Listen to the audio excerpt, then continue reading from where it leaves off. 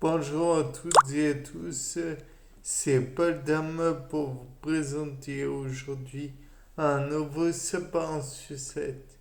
Et comme je viens de me rendre compte que je suis allé un peu vite en besogne lors de l'épisode 425, je vais tenter peut-être de faire des corrections.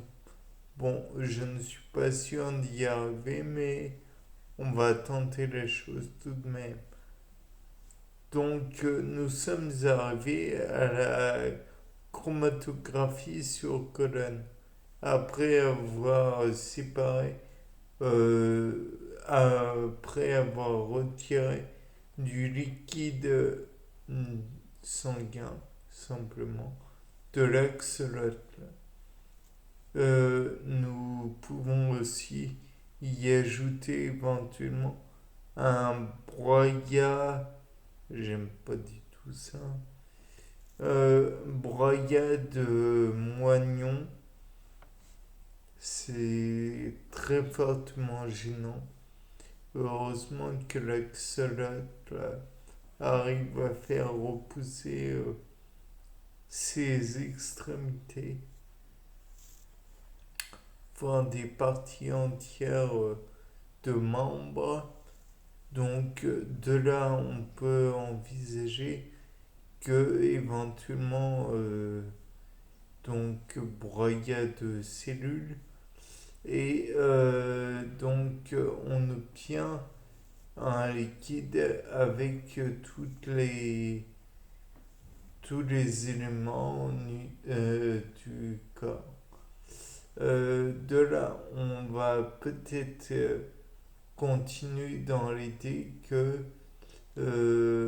il y a des éléments qui vont permettre de comment dire, de présenter plus simplement le, la génétique de l'axolote. Mais pour cela, je présume que l'on va devoir séparer les différents éléments présents dans le sang. Donc on pourra déjà commencer à séparer grossièrement. C'est peut-être pas le terme le plus adéquat puisque la chromatographie sur colonne est tout de même un bon moyen de savoir ce qu'il en retourne. Enfin bref, voilà, on commence à diviser un peu.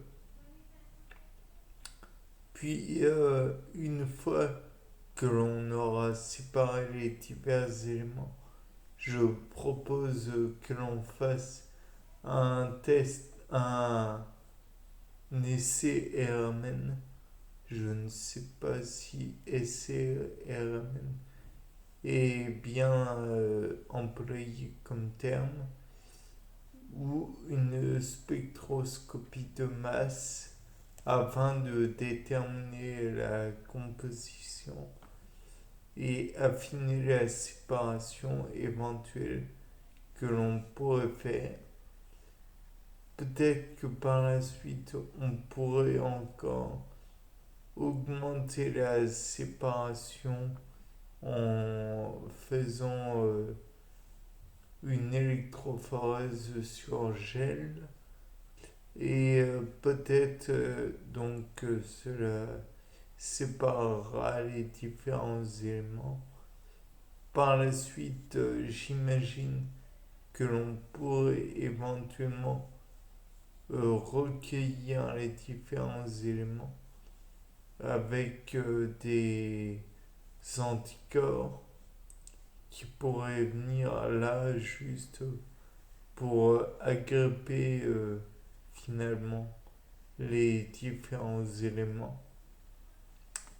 Par la suite, ces éléments que l'on pourrait individualiser, on pourrait éventuellement comment dire,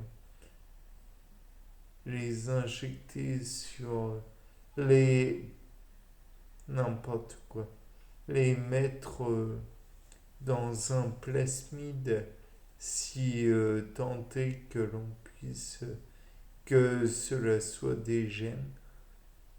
Peut-être que pour ce qui est des protéines, on pourrait les injecter directement à des cobayes, comme on le fait pour d'autres molécules, dont l'insuline par exemple, ou voilà, peut-être que l'on pourrait découvrir certaines molécules intéressantes. Et dans ce cas, je pense qu'il serait bon de les comparer à d'autres molécules du vivant. Peut-être que l'on rencontrerait des isomères et donc ou des enzymes plutôt qui pourraient expliquer pourquoi une molécule fait un effet plutôt qu'un autre. Puisque, comme je vous le rappelle, il y a au TH-Lille, je sais de prime abord, c'est un moyen mnémotechnique qui n'a aucun sens. Mais permettez-moi de vous expliquer.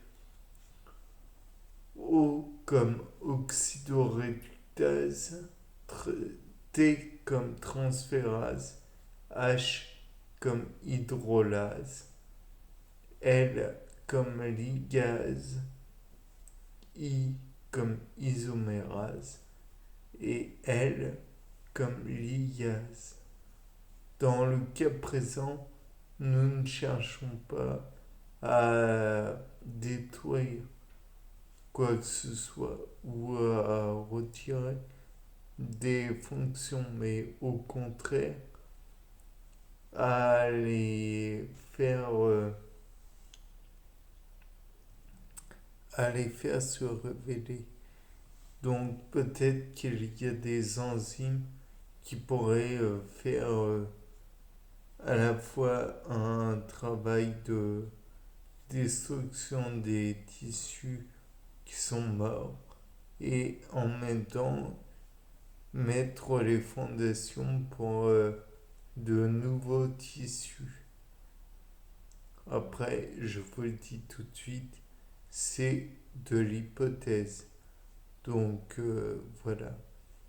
Par la suite, si l'on trouve des, comment dire, des éléments intéressants, peut-être au lieu de directement les mettre sur des, comment, des êtres mammifères, les mettre sur sec des plasmides et les inclure dans ces cormicets cerevisiae afin de voir si ça apporte des avantages. Peut-être que rien que par le fait de mettre l'opérateur, le promoteur et l'inhibiteur en présence. Normalement, c'est inhibiteur, promoteur, opérateur, gène, avec le gène point de départ et point d'arrivée. C'est toute une mécanique incroyable, le plasmide. Mais ça, je ne l'apprends à personne. Bien, je pense avoir fini. C'était pas le dame pour un nouveau Sapin 6-7. Au revoir.